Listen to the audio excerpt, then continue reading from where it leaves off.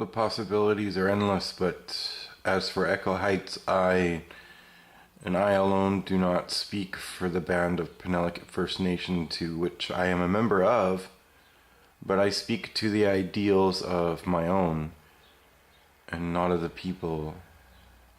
It would be an arrogant notion for me to say that I speak for all Indigenous people, but no, I don't. I speak for myself. I speak to what I'm called for, and I speak for the truth.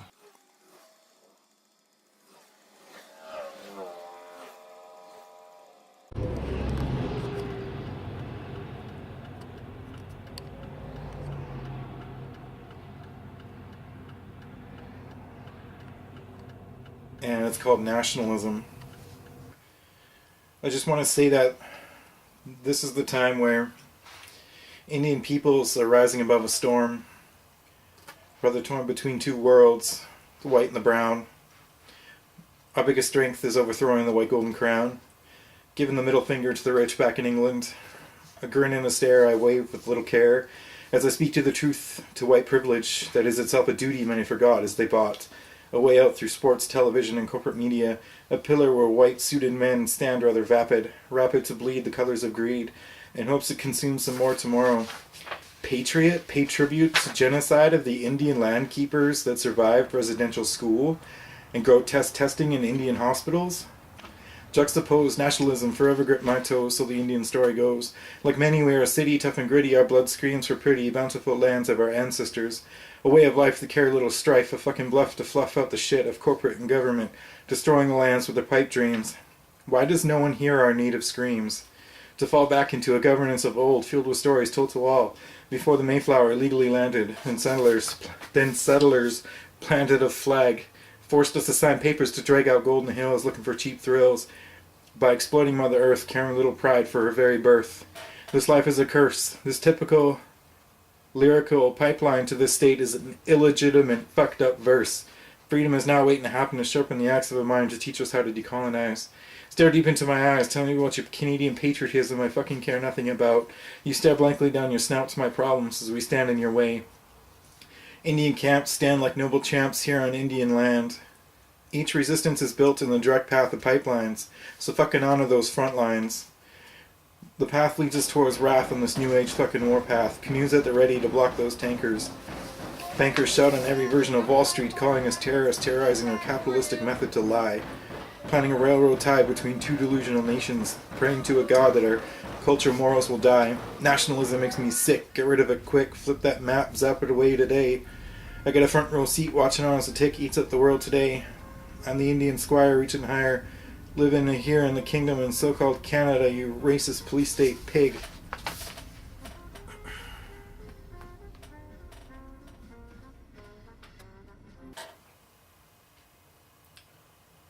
I guess the one biggest problem that I have right now is that I am and cultural appropriation. Now I'm an Indian. That's what they say. You're an Indian. My status card still calls me an Indian. I'm part of the Indian Act. I don't know what that means. I don't. I wake up every day is another day that I'm Indian, and if I'm not home, I'm usually out in the community and learning, and I'm trying to take back my Hul'qumi'num culture that was actually stolen from my family, from many families actually that I'm connected to as well through a strong cultural bond that's rooted into natural laws that comes from a house of laws and governing practices that we are supposed to abide by, that has been destroyed by the colonial fabric of this mentality of capitalism and consumerism and commodification of the lands and of the people, and that I am basically a corporate entity because they have my social insurance number and my birth certificate and everything. They have my name and stuff, and it generates money somehow. I'm not too sure how or why, but it just does. And every day I wake up is another struggle because I have to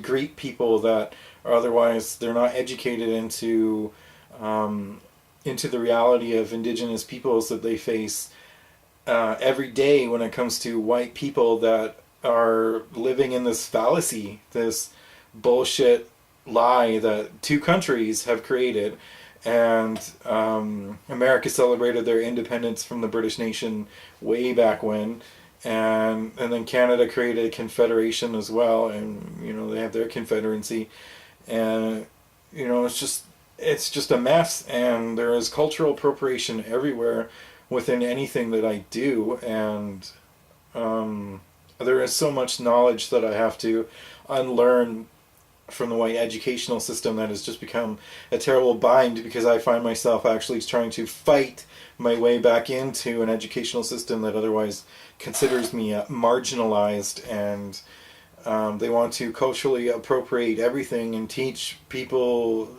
the fucked up falsified vision of what this country is supposed to stand for, that they worked with the Indians in a great way, and here we have no treaties, it's unceded, it's stolen Hul'qumi'num lands, and they call us Coast Salish, and for a while so do I. I mean, I figured that I'm Salish, yay, go Salish, and everywhere I go I don't hear a lot of people saying I'm Coast Salish. They're like Cowichan, or they're Hul'qumi'num, Hul'qumi'num, and I'm not too sure about the states. I've never ventured into so-called Washington State yet to connect with Puyallup and Lummi and the other tribes there that I don't know the names of just yet. And I'm becoming more and more nervous inside, and I find myself stuttering and hesitate a lot when it comes to talking, and I don't know why that is. I mean, this is quite difficult to recording this, and it's another sunny day on so-called Victoria on Hul'qumi'num territory, where I've grown up my whole life, and I know much of the knowledge, much of history that has happened in this one area, and the problems that have ensued through colonization, where they've encroached two nations next to each other, and the 7 families that resided in this area has been destroyed through just land acquisition, wrongful land acquisition. And I'm realizing more and more that I'm this Indian that lives under occupation, but I don't really live under it, I live atop it, because I have overthrown the flag of patriotism that is to Canada, to so-called Canada, that I spell with the K-A-N-A-T-A. I have publicly denounced this nation as my sovereign, yet I have colonial identification, a colonial driver's license, and I get ridiculed for it, and I honestly don't give a shit, because my canoe was stolen, my paddle was taken out of my hands, and I want to regenerate that knowledge, but there are many elders in my village that otherwise they don't care, and they don't care in an Indian sense, that it feels like the children like me don't care about the culture, and I'm very rift between my westernization, that is this room that I am living in, that I pay $512 a month to be safe, to be comfortable, to be not sleeping on a street corner like I used to do when I was much younger. And there is no home for me to go to. There is no land for me to just go and occupy. Like, I'm just going to take up this space, thank you.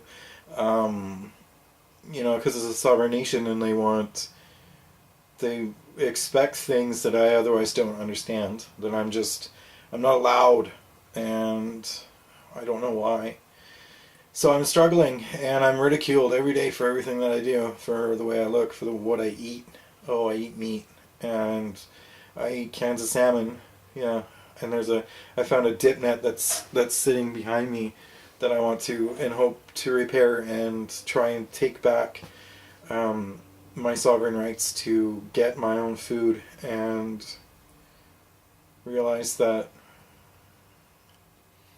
being Indigenous is probably the most powerful thing that I can do, because this knowledge lives inside of my heart and my soul, and it's not something that can be destroyed by colonization, and the history that I know and I carry is not falsified evidence. It's just there, and my lineage is something that cannot be taken from me, or from my historical references, that my family is one of the founding families on this island, the Henry family, And I've learned so much in just 10 years just about um, colonization and expansionism and what they tried to do with my family, and they separated us, and some of us became Charlie and some of us became Henry, and it's a disgusting nature of what goes on, and everything is backwards in my life because I call it Victoria, and then I stop calling it Victoria. It's so-called Victoria, so-called Canada, so-called Vancouver, and it's just Indian land that white settlers have come in and occupied. And it's not like I want my white friends to go away, like, fuck off, you can't, no, you can't live here anymore, the Indian said so.